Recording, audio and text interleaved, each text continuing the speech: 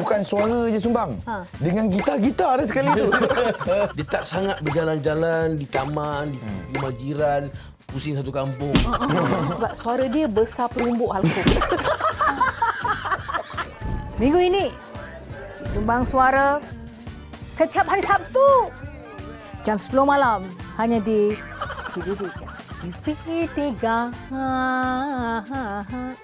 rangkaian anda.